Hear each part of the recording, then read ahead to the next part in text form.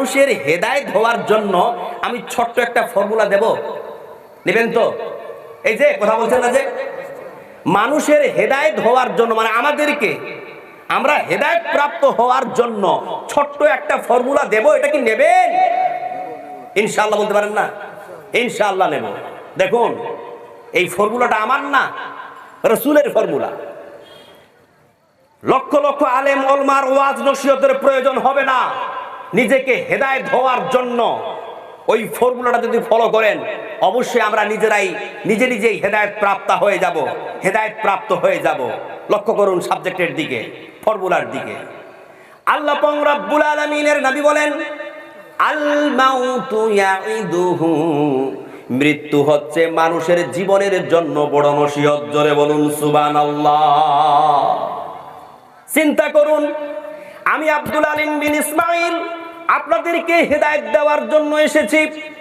আজকের প্রধান বক্তা শুরুর মুর্শিদাবাদ থেকে আপনাদেরকে হেদায়েত দেওয়ার জন্য এসেছে। আল্লাহ রসুল বলেন, কোন আলেম ওলামার হেদায়েতের প্রয়োজন হবে না, মৃত্যু হলো সবচাইতে বড় হেদায়েত। জোরে বলুন সুবহানাল্লাহ। বাস্তবিক ক্ষেত্রে আমি আপনাদের চোখটাকে একটু খুলতে চাই।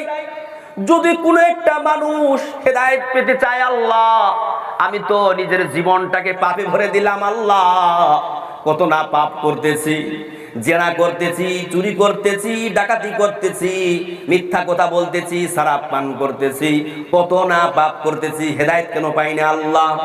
দেখুন, এই ফর্মুলাটা একটু আপনাদের নিজের জীবনের সঙ্গে ইউজ করবেন, ব্যবহার করবেন। আল্লাহর কসম করে বলি, এই ফর্মুলাটা আপনার জন্য হেদায়েতের কারণ হয়ে যেতে পারে। আল্লাহ রাসূল বললেন, আল মাউতু ইয়াইদুহু, মৃত্যু হলো আপনার জীবনের জন্য বড় নসিহত। জোরে বলুন সুবহানাল্লাহ। এই নসিহতকে কি করে কাজে লাগাবেন? দেখুন, এদিকে অ্যাটেনশন প্লিজ, আমার মা বোনেরা, আমার ভাইরা, বাপজিরা, এদিকে তাকান। একটু বলি, শুনুন। গভীর রাত কি 12টা, রাত কি 11টা, আপনি ঘুম থেকে জেগে যান।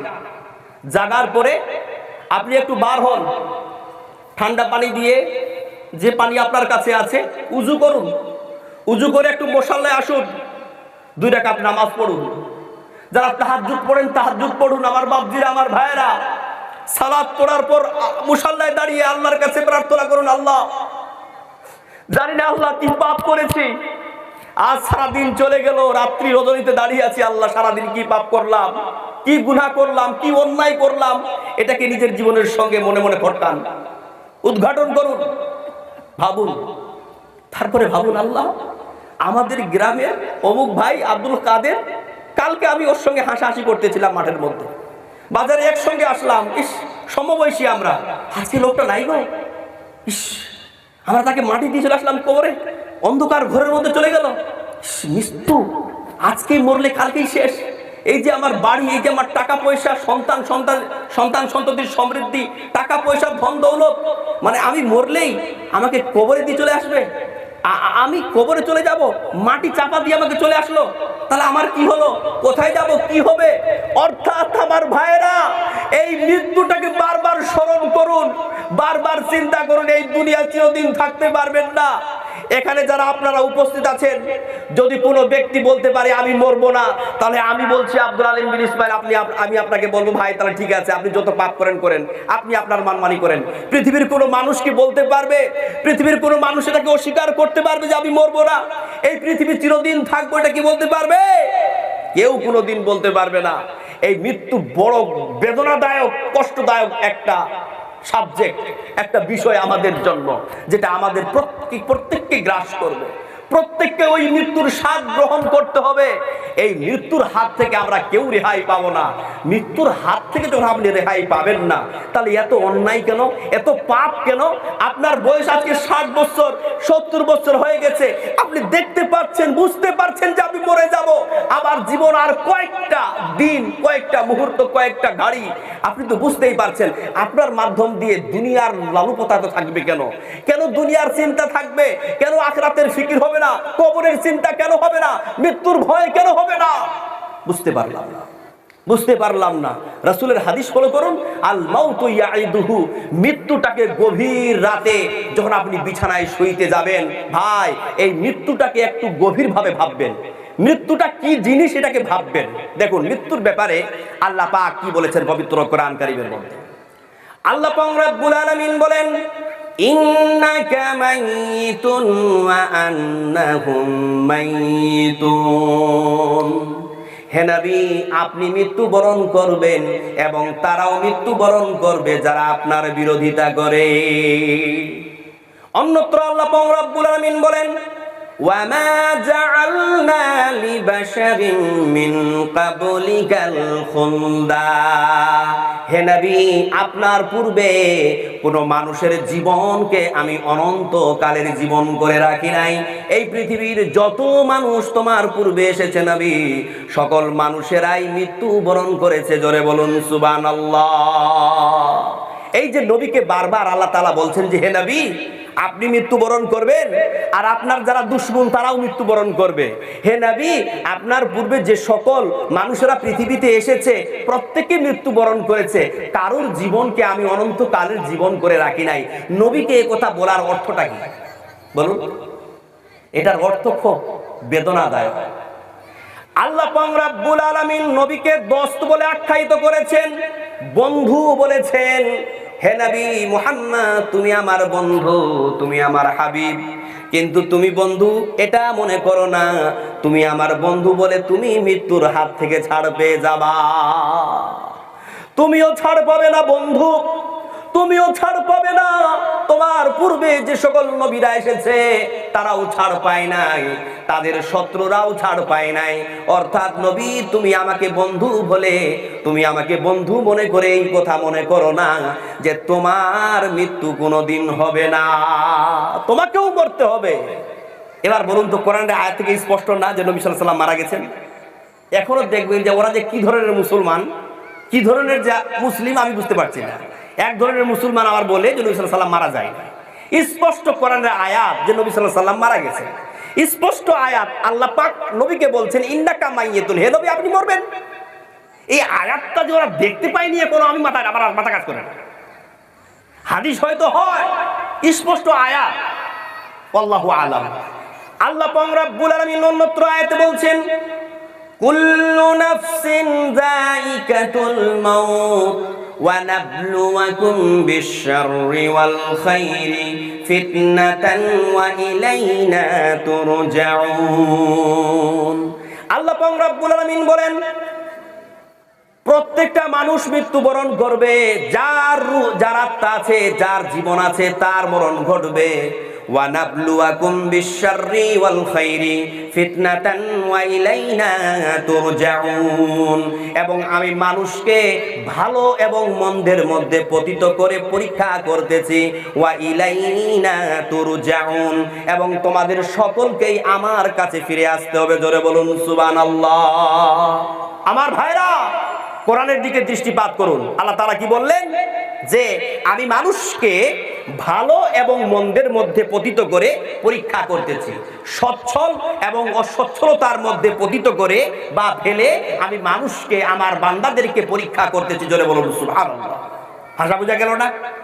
অর্থাৎ এই পৃথিবীতে যাদেরকে আল্লাহ তাআলা ধন সম্পদ দিয়েছেন, সচ্ছলতা দিয়েছেন, আল্লাহ তাআলা তাদেরকেও পরীক্ষা করতেছেন। আবার বিপরীত পক্ষে যে সমস্ত আল্লাহর বান্দাদেরকে আল্লাহ তাআলা গরিবি দিয়েছেন, অসহায়তা দিয়েছেন, দুর্ভিক্ষ দিয়েছেন, আল্লাহ তাআলা তাদেরকে গরিবি দিয়ে পরীক্ষা করতেছেন। ধনী মানুষের পরীক্ষা হলো যে তার ধন দিয়ে আল্লাহকে শুকরিয়া আদায় করতে হবে। গরিব মানুষের পরীক্ষা হলো যে সে যে গরিব কষ্টের মধ্যে জীবন যাপন করছে ওটার উপরে ধৈর্য ধারণ করে আল্লাহর শুকরিয়া আদায় করতে হবে। এই দুটা হলো দুই লেভেলের মানুষের জন্য পরীক্ষা। আমরা পরীক্ষায় পাশ করার জন্য রেডি আছি তো? বলুন, ধনীরা ধন এর শুকরিয়া আদায় করে পরীক্ষায় পাশ করার জন্য রেডি আছেন তো? এখানকার লোক কোথায় বলে না, বাংলাদেশের লোক প্রচুর কথা বলে। আমি বাংলাদেশে এবছর 4টা প্রোগ্রাম করে এসেছি, একবার গিয়ে 3টা, তারপর একবার গেছিলাম আরেকটার জন্য। ওখানকার লোকের একটা গুণ আমি পেলাম, যে সুবহানাল্লাহ, আলহামদুলিল্লাহ, আল্লাহু আকবার, লিল্লাহি তাকবীর, এই ধ্বনিগুলো এত জোরে সোরে উচ্চারিত হয় যে আমাদের এই ভারতের পশ্চিমবঙ্গের মানুষগুলো মনে মোরাটিয়া সব। যখন পার্টির মিছিল যায়, তৃণমূল জিন্দাবাদ, কংগ্রেস জিন্দাবাদ, বিজেপি জিন্দাবাদ লাফায়, এত জোরে জোরে কথা বলে, তখন মাইক সামনে থাকে না, মনে হচ্ছে যে চতুর্দিক মনে তাদের আওয়াজে ফেটে পড়ছে না। আর এখানে যখন আল্লাহর ধ্বনি দেওয়ার কথা বলা হচ্ছে, লিল্লাহি তাকবীর বলা হচ্ছে, বিসমিল্লাহ, সুবহানাল্লাহ বলো, আলহামদুলিল্লাহ বলো, আল্লাহু আকবার বলো, এই ধ্বনিগুলো তখন তাদের মুখ থেকে আর বের হয় না, মনে হচ্ছে যে সব নাকাই পড়িয়াছে। হচ্ছে কিনা?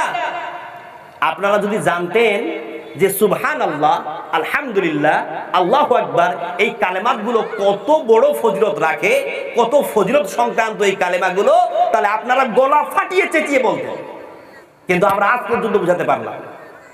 আমার মুসলমান ভাইয়েরা, সুতরাং এই মৃত্যুর হাত থেকে আমরা কেউ রেহাই পাবো না। আর আমরা যারা ধনী, ধন সম্পদশালী মানুষ, আমাদেরকে আল্লাহ তাআলা পরীক্ষা করছেন, আর যারা আমরা গরিব তাদেরকেও পরীক্ষা করতেছেন। চিন্তা করে দেখো না, কবরে কি যাইবা না, চিন্তা করে দেখো না, কবরে কি যাইবা না।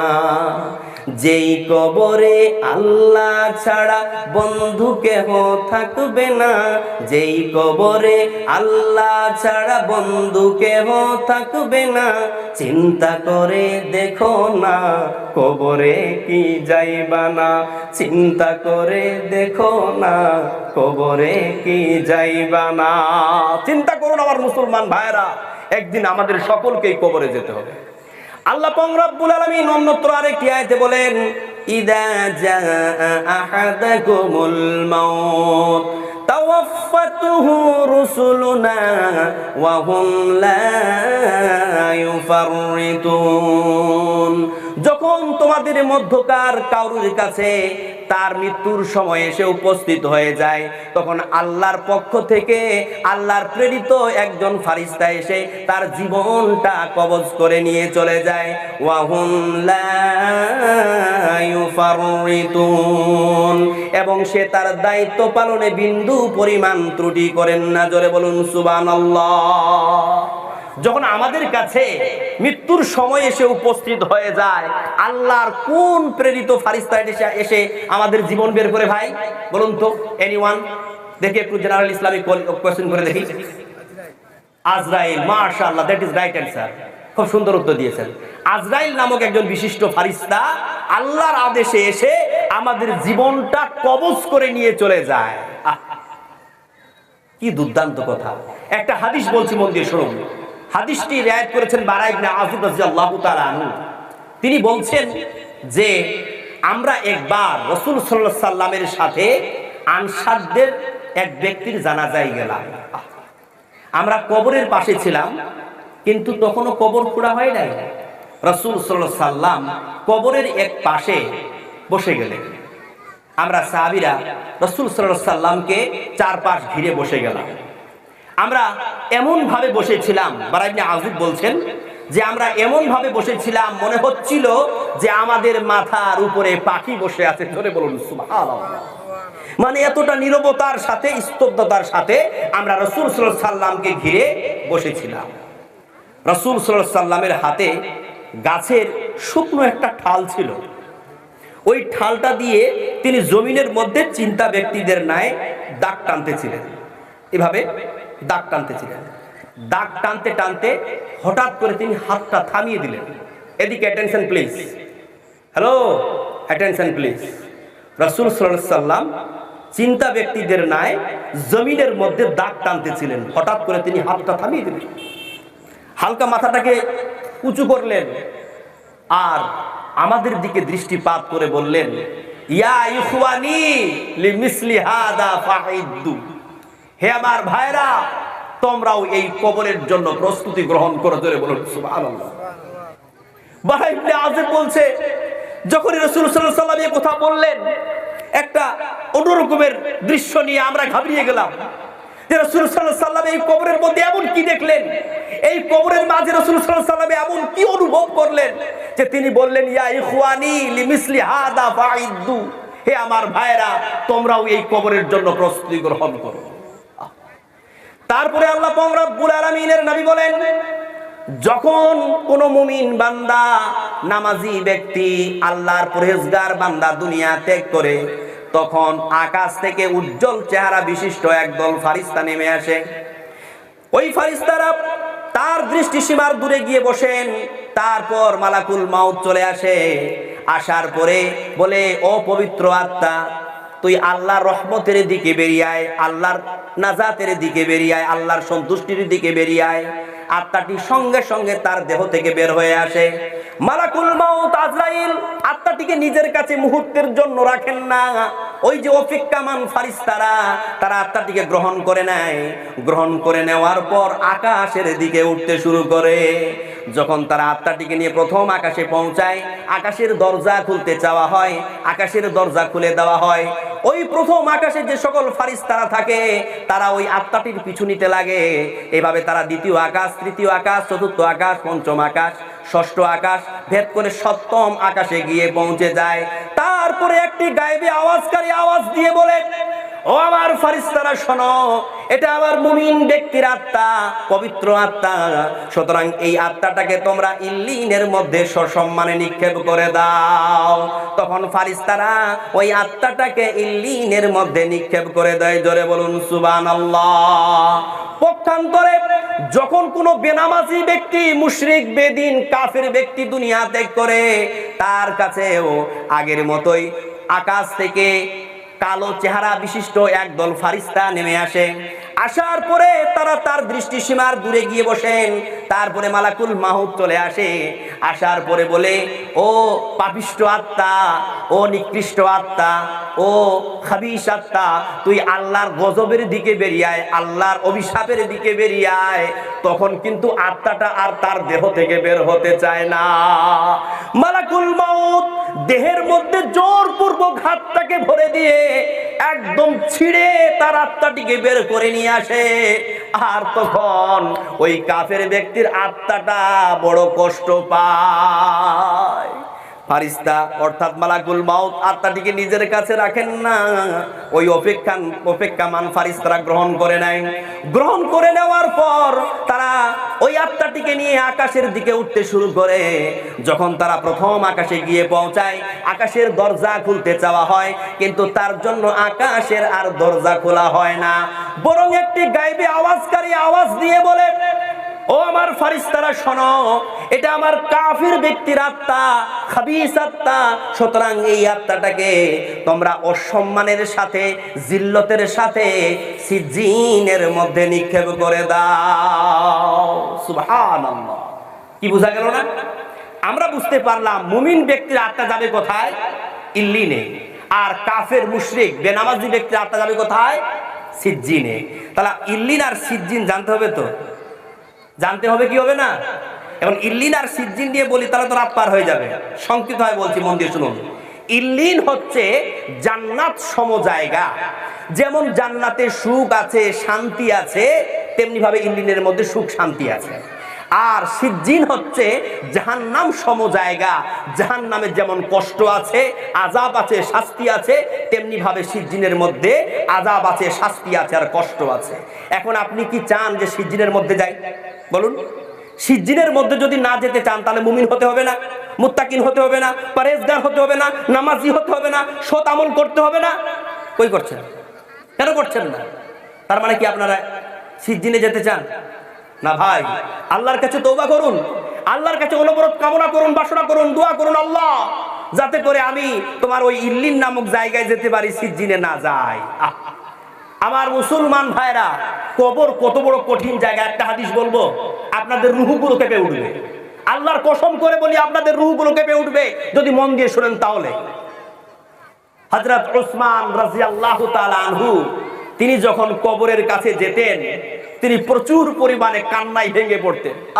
ফুপড়ে ফুপড়ে কাঁদতেন, চোখ দিয়ে ঝরঝর করে জল নামে তার জামাগুলো, তার দাড়িগুলো ভিজে যেত। বাকি সাহাবীরা তখন বলে, উসমান, কি ব্যাপার আমরা বুঝতে পারতেছি না। আপনার সামনে যখন জাহান্নামের বর্ণনা করা হয়, তখন আপনি এত কান্না করেন না, আপনি এত কান্না করেন না, এত চোখের জল ফেলান না। যখন আপনি কবরের কাছে আসেন তখন আপনি এত কান্নায় কেন ভেঙে পড়েন? আপনার চোখের জল এভাবে কেন সমুদ্রের ধারার মতো, ঝর্ণার ধারার মতো প্রবাহিত হতে থাকে আমরা বুঝতে পারি না। উসমান তখন বলে, ও আমার সাথীরা শোনো, তোমাদের কি মনে নেই রাসূল সাল্লাল্লাহু আলাইহি সাল্লাম বলেছেন, ওয়া আন্নাল কবরা আউয়ালু মানাজিলিল আখিরা, কবর হচ্ছে আখিরাতের প্রথম মঞ্জিল। যে ব্যক্তি কবরে উত্তীর্ণ হয়ে যাবে তার পরের ধাপগুলো তার জন্য বড় সহজ হয়ে যাবে, আর যে ব্যক্তি কবরে আটকা পড়ে যাবে তার পরের ধাপগুলো তার জন্য বড় কঠিন হয়ে যাবে। এই জন্য যখন আমি কবরের কাছে আসি, কবরস্থান দিয়ে যাই, কবরের দিকে আমার চোখ পড়ে, তখন আমি মনে মনে ভাবি, আল্লাহ, আমার ভাই এখানে শুয়ে আছে, আমার বোন এখানে শুয়ে আছে, আমাকেও এই জায়গায় একদিন আসতে হবে।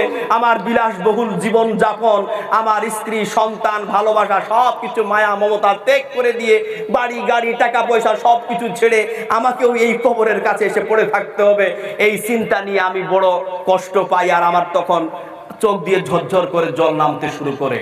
আমার মুসলমান ভাইরা, এই ছিল কবরের জগতের সংক্ষিপ্ত কথা। কবরের জগৎ থেকে আমরা একদিন চলে যাব কোথায় বলুন তো? হাসরের জগতে যাব কি যাব না? মূল্যবান কয়েকটি কথা বলবো, একটু মন দিয়ে শুনুন, তারপর যাচ্ছে একটু। হ্যাঁ, শুনুন। হাসরের জগৎ, হাসরের জগতে আমাদের জন্য কি হবে ভাই বলুন তো? আমাদের জীবনের হিসাব ও নিকাশ হবে।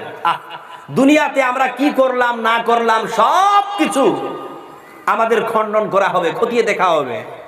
তাই আমি আমার ভাষায় বলে থাকি যে আখিরাতের জগতের ডিসাইডিং পয়েন্ট হচ্ছে দুনিয়ার জগৎ, তাই না? কারণ আপনি যখন আখিরাতে যাবেন তো আপনি জান্নাত যাবেন না জাহান্নামে যাবেন, এটা ডিসাইড করবে কে বলুন? এই দুনিয়ার জগৎ। দুনিয়ার জগৎ আল্লাহ তো করবেন, কিন্তু দুনিয়ার জগতের ভিত্তিতে করবেন। আপনি ধরুন আব্দুর রুস্তম আলী সাহেব, আপনি দুনিয়ার জগৎ পেলেন, 60-70 বছর পেলেন, আপনার তো আপনার জীবনের হিসাব নিকাশ করবে। কি করবে? এই যে আপনাকে 60 বছর সময় দেওয়া হলো, এই 60 বছর সময়ে তুমি কি কি করেছো, তোমার আমলগুলোকে খণ্ডন করা হবে। কতটা পাপ করেছো আর কতটা নেকি করেছো। দেখা গেল তোমার নেকির পাল্লা ভারী হয়ে গেল, পাপ কমে গেল, তখন আপনার জান্নাত। দেখা গেল পাপের পাল্লা ভারী হয়ে গেল, নেকির পাল্লা হালকা হয়ে গেল, তখন জাহান্নাম। তাহলে দুনিয়ার জগতের এই আমলের বিনিময়ে আপনি জান্নাত না জাহান্নাম, তাহলে আপনার আখিরাতের ডিসাইডিং পয়েন্ট এই দুনিয়ার জগৎ হলো না? এই দুনিয়ার জগৎ। তাহলে এই দুনিয়ার জগৎটাকে খামখেয়ালি করে পার করলে হবে না, খামাখাগিরি করে পার করলে হবে না। এই দুনিয়ার জগৎটাকে আপনার প্রত্যেকটা সময়কে খুব গুরুত্ব সহকারে পার করতে হবে, যে আল্লাহ, আমি যাতে করে এই দুনিয়ার কর্মের বিনিময়ে তোমার জান্নাতের মালিক হতে পারি, তাই না? মালিক তুমি জান্নাতে, তোমার পাশে আমার একটি ঘর বানিয়ে দিও। মালিক তুমি জান্নাতে, তোমার পাশে আমার একটি ঘর বানিয়ে দিও। সেই বিভীষিকাময় মহাদিনে তোমার আরশে করে নিও। মালিক তুমি জান্নাতে, তোমার পাশে আমার একটা ঘর বানিয়ে দিও। লিল্লাহি তাকবীর, মাশাআল্লাহ। দেখুন আমরা আখিরাতের জগতে কিভাবে পাড়ি দেব, কিভাবে আমরা ওই আখিরাতের ময়দানে জমায়েত হব, এটা একটু বলে দিই, তারপরে ইনশাআল্লাহ তাআলা আমি এই মসজিদের জালসার আজকের উদ্দেশ্যের দিকে আসবো। আপনারা কেউ উঠবেন না, আপনাদের আকাঙ্ক্ষিত প্রধান বক্তা সুদূর মুর্শিদাবাদ থেকে এখনো বাকি আছে, তাই না? শুনুন, আল্লাহ পাক রব্বুল আলামিন বলেন, وَنُفِخَ فِي الصُّورِ فَصَعِقَ مَنْ فِي السَّمَاوَاتِ وَمَنْ فِي الْأَرْضِ إِلَّا مَنْ شَاءَ اللَّهُ। যখন ইসরাফিল আলাইহিস সালাম প্রথমবার সিংহায় ফুৎকার মারবে, আকাশ এবং জমিনের মধ্যে যা কিছু আছে সব কিছু বেহুশ হয়ে পড়বে, ইল্লা মান শাআল্লাহ, শুধুমাত্র তারা ব্যতীত যাদেরকে আল্লাহ তাআলা বেহুশ করতে চাইবেন না। ওয়া নুফিকা ফিস সূরি فَإِذَا هُمْ مِنَ الْأَجْدَاثِ إِلَى رَبِّهِمْ يَنْسِلُونَ। ইসরাফিল আলাইহিস সালাম যখন দ্বিতীয়বার সিংহায় ফুৎকার মারবে, সকল কবরবাসীরা যারা কবরে শুয়ে আছে, সকল কবরবাসীরা আপন আপন কবর থেকে উলঙ্গ হয়ে উঠবে আর তার রবের দিকে দৌড়াতে শুরু করবে। জোরে বলুন সুবহানাল্লাহ। ওয়া ইয়াউমা ইউনফাকু ফিস সূরি ফাফাজিআ মান ফিস সামাওয়াতি ওয়াল আরদি ইল্লা মান শাআল্লাহ।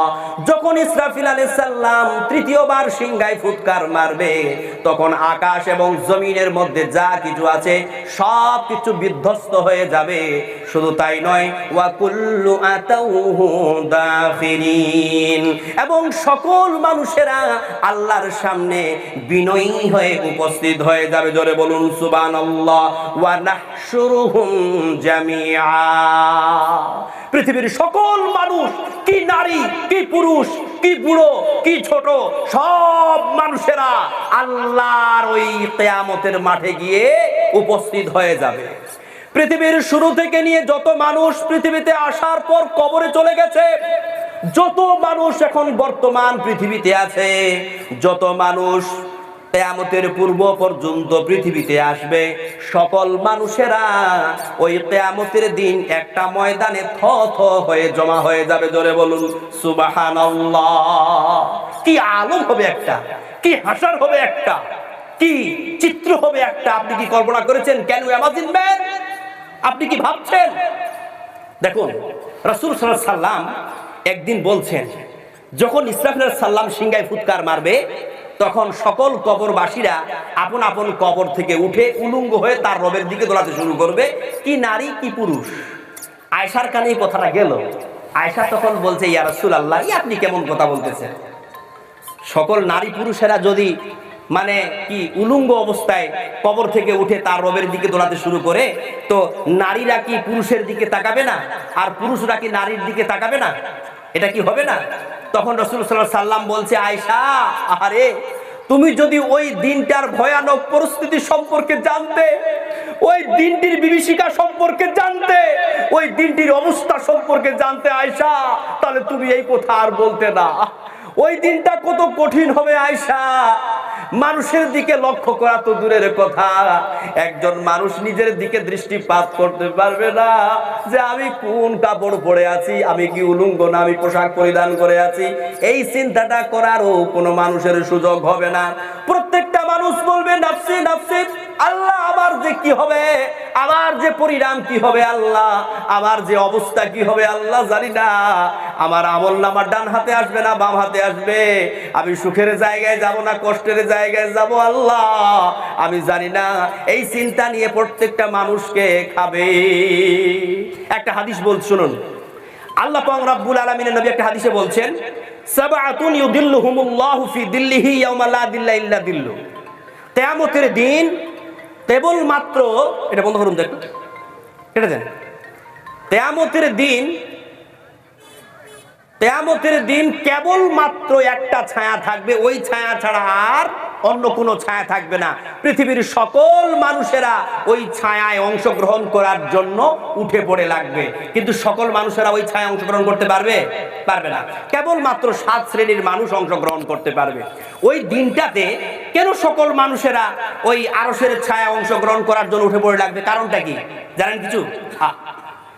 ওই দিন ফাঁকা একটা ময়দান হবে, আহারে মানুষের মাথার উপরে সূর্যের তাপ পড়তে শুরু করবে, রৌদ্র পড়তে শুরু করবে, একটা ছায়া থাকবে আরশের ছায়া অথবা একটা বিশেষ ছায়া, ওই ছায়া ছাড়া আর অন্য কোনো ছায়া থাকবে না।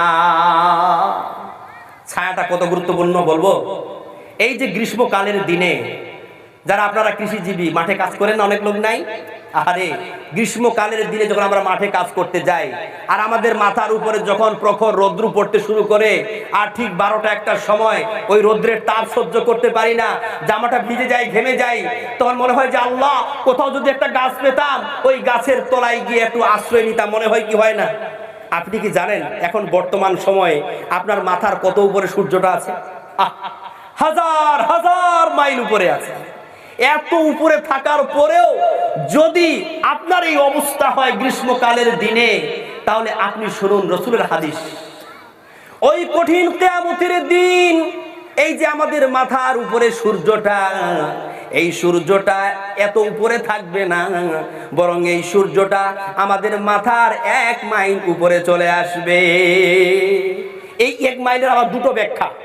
কেউ বলেছেন যে মাপযন্ত্র হিসাবে যে মাইলের মাপ ওই মাইল, আর কেউ বলেছেন যে মাইল মানে হলো যে সুরমার দানির ভিতরে যে একটা কাঠি থাকে না, কাঠি, তো কাঠিটাকে বলা হয় মিল, 1 মিল। তাহলে কাঠিটার পরিমাণ কতটুকু হতে পারে ভাই? এতটা দূরত্বে আপনার সূর্য আপনার মাথার উপরে। তাহলে সেই দিন কি করে সহ্য হবে? যখন কিয়ামতের দিন সূর্য মানুষের মাথার এত নিকটে চলে আসবে, রৌদ্রের তাপে মানুষের মাথার মগজটা গলে গিয়ে নাক এবং কানের ছিদ্র দিয়ে মোমবাতির মতো গলে পড়বে। মানুষেরা ত্রাহি ত্রাহি করবে, পাগলের মতো ছুটাছুটি করবে। মানুষেরা সূর্যের তাপে ঘাড়মাক্ত হবে, ঘেমে যাবে। কোন কোন মানুষ নিজের ঘামে কক পর্যন্ত ডুবে যাবে, কোন মানুষ বুক পর্যন্ত ডুবে যাবে, কোন মানুষ পুরোটাই ডুবে যাবে। নিজের ঘামের উপরে সে সাঁতার কাটতে শুরু করবে, হাবুডুবু খাবে। তৃষ্ণার চোটে মানুষের মাথা মুখের ভিতরে যে জিহ্বা আছে, এই জিহ্বাটা মুখের গহর থেকে বেরিয়ে নাভি পর্যন্ত কুত্তার ন্যায় ঝুলতে থাকবে। বলবে আল্লাহ আর সহ্য করতে পারি না, আল্লাহ তুমি আমাকে একটু পানি দাও।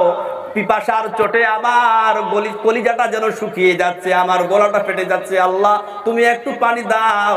তখন যারা আল্লাহকে মানেনি, যারা নামাজ পড়েনি, সাদকা করেনি, দান করেনি, ওই সমস্ত ব্যক্তিদেরকে আল্লাহ তাআলা ফারিস্তাদের মাধ্যম দিয়ে পুঁচযুক্ত দুর্গন্ধযুক্ত গাটারের পানি, দুর্গন্ধযুক্ত পদার্থ, এই পানিগুলো তরলগুলো তাকে দেওয়া হবে। তৃষ্ণার চোটে সেগুলো পান করে নেবে। আর যখন ওই দুর্গন্ধযুক্ত পানিগুলো পেটের মধ্যে যাবে, দুর্গন্ধের চোটে পেটের নাড়ি ভুঁড়িগুলো পিছনের দরজা দিয়ে বেরিয়ে যাবে। এই অবস্থা হবে কিয়ামতের দিন। আমার মুসলমান ভাইরা, কিয়ামতের দিন হিসাব নিসাব হবে। তারপর আমাদেরকে কোথায় যেতে হবে বলুন তো? পরকালে।